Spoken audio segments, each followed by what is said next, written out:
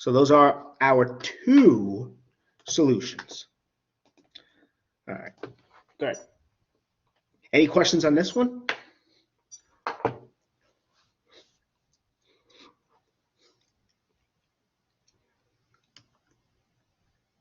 Okay. So here is another one. This one's a little bit easier, right? Just by it's already in standard form, which again is a plus. We get A is 1, right? Again, you just compare them. A is always the leading coefficient, so A is 1. 6, that's the coefficient of X is 6, so B is 6. Constant term C is 9. Jump into the formula. We have negative B, right? Plus or minus the square root of B squared minus 4 times A times C over 2A. Again, this is the quadratic formula. Let's substitute. We get negative 6 plus or minus the square root of 6 squared minus 4 times A is 1 times C, which is 9, over 2 times A, which is 2. Negative 6 plus or minus the square root of, notice here we're going to have 36 minus 36 over 2.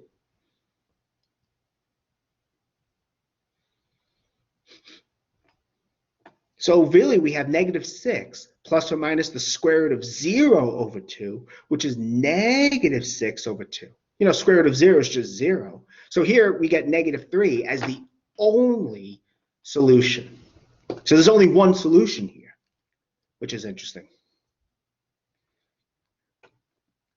Now, why actually did that happen? Well, it's really because the square root vanished. Square root of 0 is just 0, so you're not adding or subtracting anything. And that's always good. And, you know, so that's why there was only one solution there. Okay.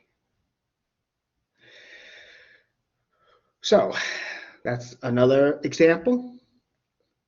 Let's do another one. Okay. So let's do this one. Now this one is interesting also. It's not in standard form though, right? No, but that's not a problem. We could just get it in standard form. Remember, you want to get the right-hand side equal to 0. So what do? You add 5 to both sides. It's one thing you can do. Doing so, we get x squared plus 3x plus 5 equals 0. So here it's in standard form, which is nice. Okay, that's good. So from here, we get a equals 1, right? Again, the leading coefficient is our a, so a is 1. Coefficient of x is our b, which is 3. C is a constant term, which is 5. Okay? So because of that, right, by the quadratic formula, we're going to have, this is our formula, negative 3 plus or minus the square root of 3 squared minus 4 times a, which is 1, c is 5, over 2 times a. Okay. And so from here we get negative 3. So again, we plugged in negative 3 plus or minus the square root of 9 minus 20 over 2. Okay? And notice here, we get 9 minus 20. That's minus 11. We have square root of a negative number. Well, again, that's not a real number. So for us, there are no solutions. I mean, if we were studying complex numbers, then we would have complex solutions here. But for us in this class, we're not doing that. So for us in this class, there are no solutions. So no solutions here, as you can see. Okay. Good. Okay, so here, the thing under the square root being negative gave us no solutions. It was 0 here. The thing under the radicand, we only got one solution. Here it was positive. I mean, here it turned out to be a perfect square, but even if it wasn't, we would still have two solutions. That radicand is given a special name. We call it the discriminant. Okay. So the discriminant of a quadratic here, ax squared plus bx plus c, the discriminant is basically that radicand in the quadratic formula, which is this thing.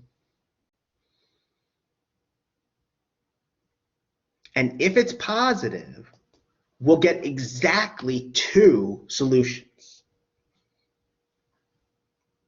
Okay, as in that first example, as in one of the examples I showed you. If it's 0, you're only going to have one solution. And if it's negative, there's no real solution. So for us, there's no solutions. The discriminant. So, it's pretty useful. Okay. All right, let me do another one. Are there any questions, though?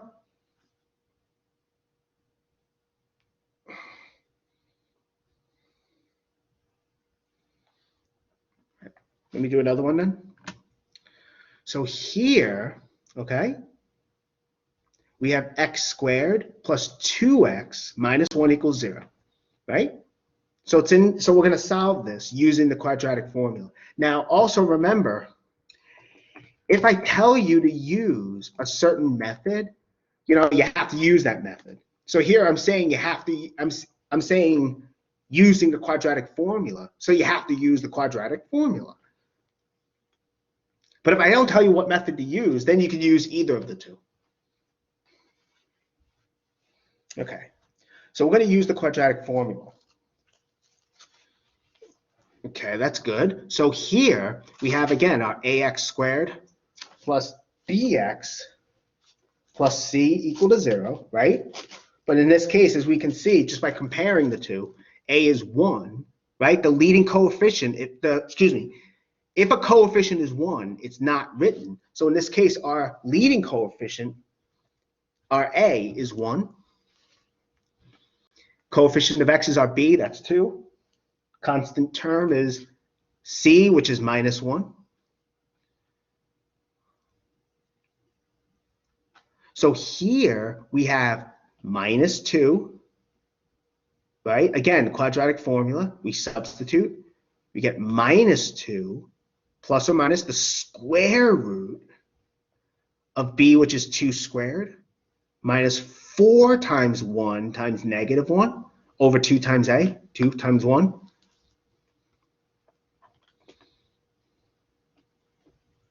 That's what we get here. And from here, we get negative 2, okay? Plus or minus 2 squared is 4, minus 4 times 1 times negative 1, which is plus 4 over 2.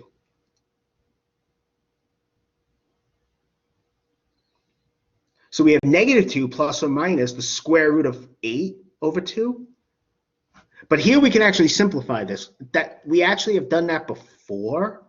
I think it might be on that worksheet with, well, we've done it before.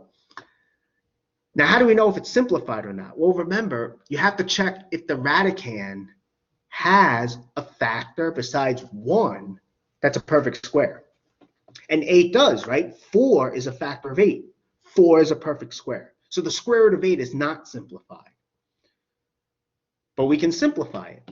We know the square 8 is 4 times 2. 4 is a factor of 8 that's a perfect square. 8 is 4 times 2. The square root of 8, right? That is square root of 4 times the square root of 2. Square root of 4 is 2, so we get 2 radical 2. So from here, we can get our two solutions, right? Essentially what we do is we replace square root of 8 with 2 radical 2. So the first solution when we have addition negative 2, right? Plus radical 8 over 2. Using this, we get negative 2 plus 2 radical 2 over 2. And remember, when you divide in a sum, you divide into each term, like here. So dividing, we get the 2's cancel, as you can see. Here also, the 2's cancel. So we get negative 1 plus the square root of 2.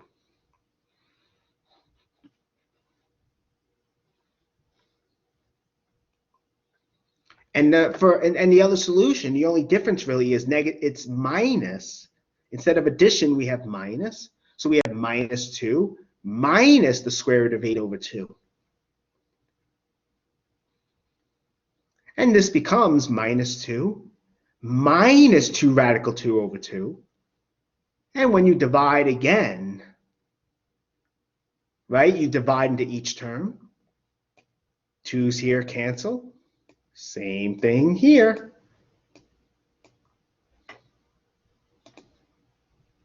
So we get minus 1 minus radical 2. So these are the two solutions. I mean, on an exam, you can leave it like this. But if I tell you if I say round to the nearest, round to 2 decimal places or whatever, then of course you would use a calculator.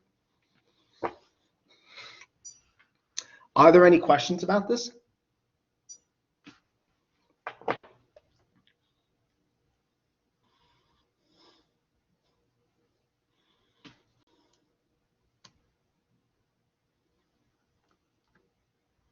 Okay, so by mistake, I emailed you the solutions to these.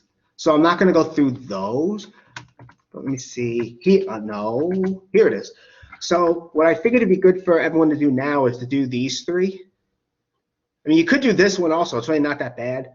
But just do here. Work on these for about 5 minutes. Do as many as you can. Okay? I think in the other class, I actually skipped going through the solutions of this. So if you want to just do these 3, that's fine. I will post the solutions anyway, so you'll be able to see the solutions as well. Okay? So anyway, do that for about 5 minutes. Then we'll go through those together. So let me just stop the recording.